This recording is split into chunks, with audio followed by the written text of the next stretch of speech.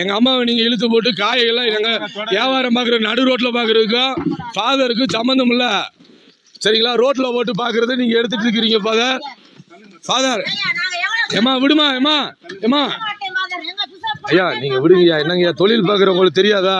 Father father father எடுக்காதீங்க father. Father பொருளை வைங்க ஃபாதர். வேணாம் ஃபாதர், நீங்க தேவையெல்லாம் பண்றீங்க ஃபாதர். இது அராஜகம் ஃபாதர். நீங்க ஃபாதர் மாதிரியே இல்ல ஃபாதர். நாங்க ரோட்ல வந்து காய் வித்துட்டு இருக்கோம் ஃபாதர். சரிங்களா? நாங்க ரோட்ல வைக்கிறோம். மியூசியத்துக்கும் உங்க ஃபாதருக்கும் உங்க பட்டா நிலத்துல வைக்கல, நெடுஞ்சாலைத்துறையில வைக்கிறேன். ரோட்ல போட்டு இருக்கிறேன். கொய்யாப்பழம் தான் விற்கிறேன், பாத்துக்கிறீங்க. கொய்யாப்பழம் வைக்கிறதே ஒரு ஃபாதரு மியூசியத்துல வந்து அராஜகம் பண்றாரு. இது அவருடைய சொந்த இடம்ன்றாரு.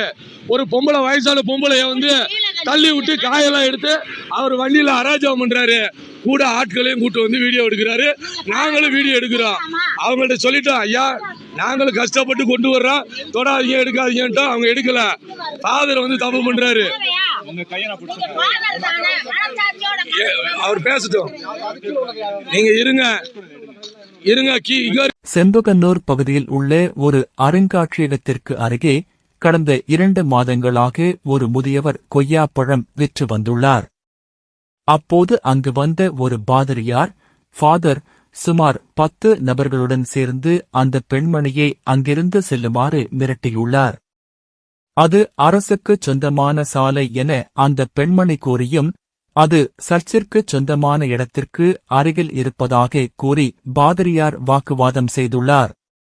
இந்த மோதலில் பாதிரியார் அந்த பெண்மணியை தள்ளிவிட்டதில் அவருக்கு கையில் காயம் ஏற்பட்டுள்ளது மற்றும் விற்பனைக்காக வைத்திருந்த பழங்கள் சாலையில் கொட்டப்பட்டு சேதப்படுத்தப்பட்டுள்ளன.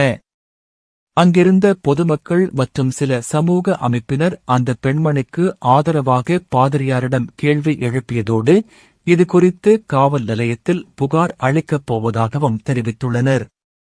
சம்பவம் நடந்த இடம் செம்பகன்னூர் மியூசியத்திற்கு அருகே உள்ள நெடுஞ்சாலை பகுதி.